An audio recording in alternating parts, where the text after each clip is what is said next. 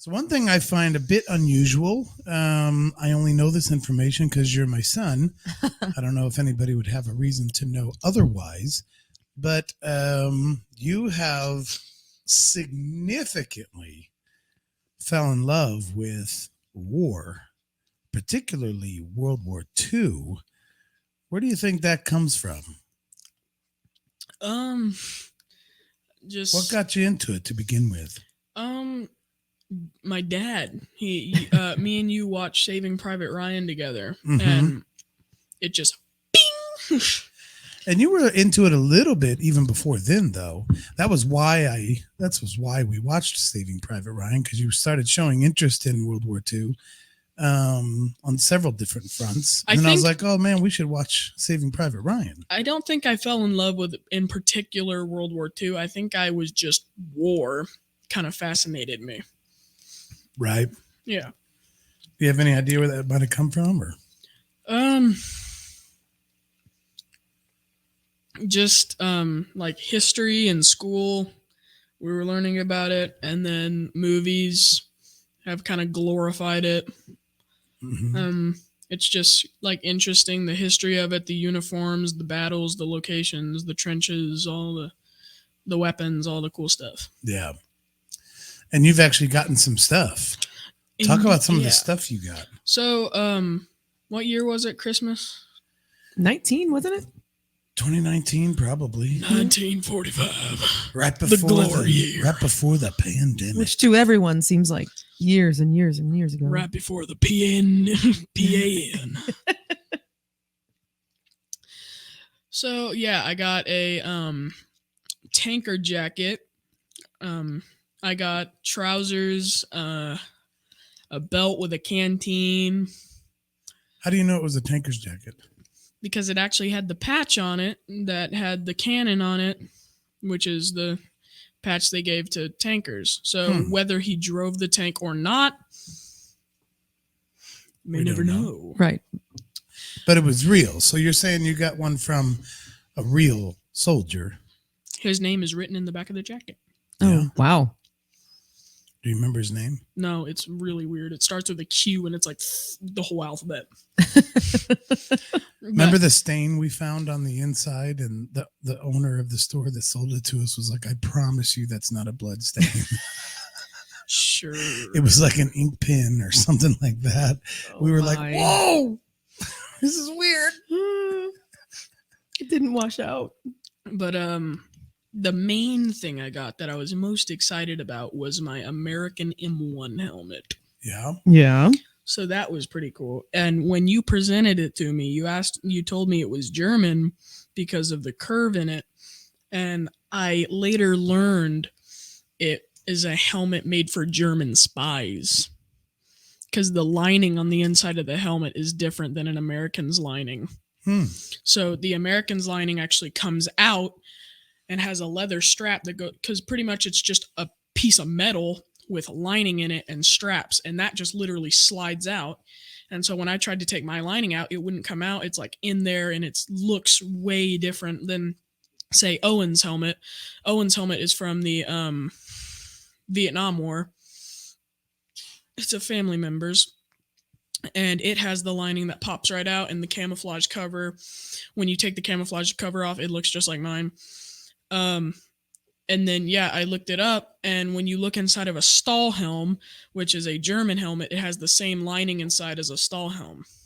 Wow. So I looked it up, and I'm like, can Stahlhelm fittings fit in an M1? And they were like, only if they're spy helmets. And I'm like, well, that's much more information than we knew. We didn't know all that. That's very interesting. And it's got the little silver measurements in it. Yeah. It's very cool. Yeah. Then you went on to do what? Get some more stuff and get more into the history and.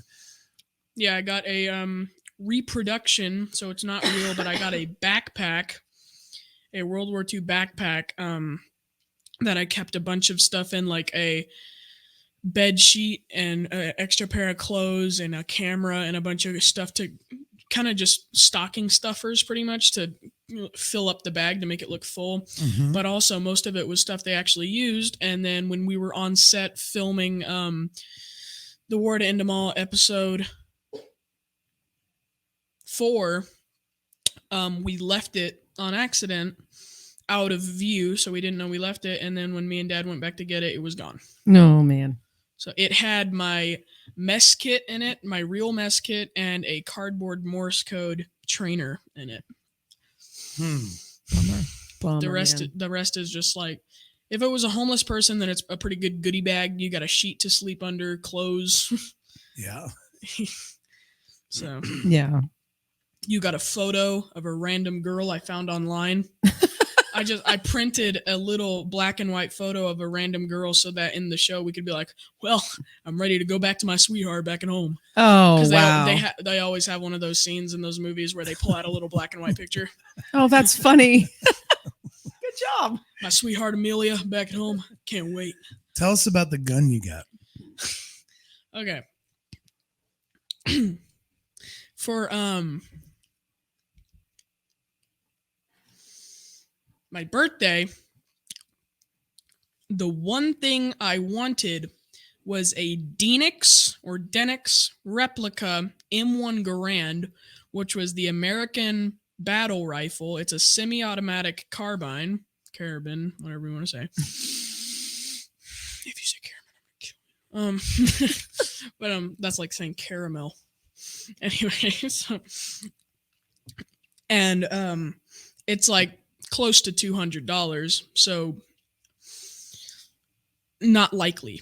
But then one of the biggest presents I got was actually just a decoy to make me think I got a big present, and what was inside was actually a piece of paper that was a tracking number for a Denix replica M1 Garand. Wow. And so the day after my birthday, September 4th, a package about as long as this table and about this tall and about this wide was on the front door. And so when we opened it up, it was a bunch of packing peanuts, and I saw the butt of a M1 Garand. And so I'd slide this beautiful gun out. It's the whole 9-pound thing. It's made out of real wood. All the mechanisms work, moving parts, and the orange tip is pretty much non-existent. Mhm. So But they had to have it anyway. it's required. So yeah, but they build it to where the inside where you pop the clip in full of bullets has a metal block in it, so you cannot put a clip in. Oh.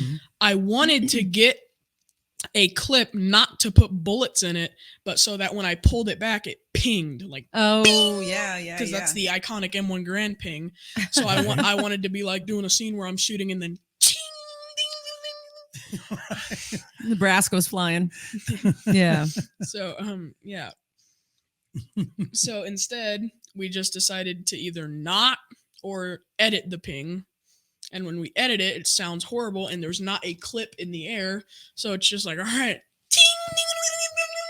And we're over grass. Right. Yeah, because It's gonna ping on the grass. Well, it pings when it comes out of the gun, but then whenever it hits the ground, No. it would have just went ding. Yeah. But because we're over grass, but instead of ding, like it hit the solid ground. Right. Right. So yeah, that same birthday is when I got my MP40. It's an airsoft gun. It had a sling and everything. So That's cool. Very cool. so now we have the German gun and the American gun, the two most famous guns from each side. Now I just need a Lee Enfield. Yeah. I got one from Mimi and Mom. Your turn. What's your favorite World War II story? Story? Well, like, one of the either one of the battles or one of the stories or something. I mean, you've learned so much about it. What would you say is kind of like a story about it that sticks out to you the most? Probably it's common, but probably D-Day Mm-hmm. is pretty out there. Right. Yeah. So, oh my God. Just the fact that we came in on all those boats, and if you were the first person in that boat, you're gone. Right. Guaranteed gone. So just that thought, if I was there and I jumped down into the boat and I was right in front of the door, I'm like, well, This is it. it's been a fun ride.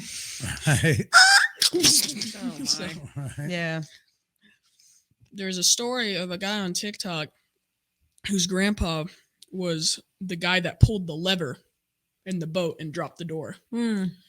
And he said he had a story where he dropped the door and he got down like he always did. And there was a 19-year-old boy, so that was at the front of the boat. And before they dropped the door, he was holding his Bible open with his eyes closed. And he shut it, and took his gun off his sling, and he was ready to go. He dropped the door, and the boy dropped immediately. Oh, man. And so, but the kid was alive. He said the bullet took his helmet and most of his scalp right off. Wow. And he was just laying in the bottom of the boat. And so the dude let all the soldiers off that could get off, and he tried to lift the door back up, but it wouldn't come up. Something was jamming it. And so he crawled up, and there was a guy on the door, a dead guy on the door holding it down. And with gear and body weight, you weigh about 300 pounds. So, and he said he could not convince himself to push that body off the door. Mhm. So he just grabbed him and inch by inch pulled him back into the boat, and the door came right up. And he said when they were driving back, he looked at that 19-year-old boy, and the boy was alive looking at him. And he held his hand out and held hands with the boy and prayed for him. And he said the one word the boy said before he died was mama. Oh. The boy said mama, and then he was gone. Oh. Hmm. Because he said the boy was holding his thumb really tight. And then after he said mama and kind of stopped breathing, his grip slipped on the dude's thumb. Wow. Hmm. And he had to do that 8 times. Ugh. He had to drop the door 8 times for 8 loads of soldiers. Huh. Imagine that. Oh. Hmm. Watch this entire video by becoming one of our patrons. Go to patreon.com/UnsungScreamers and sign up for just $5 a month. You'll get other stuff too. And if Patreon ain't your thing, listen to this episode on the Unsung Screamers podcast for free. Wherever you get your podcasts.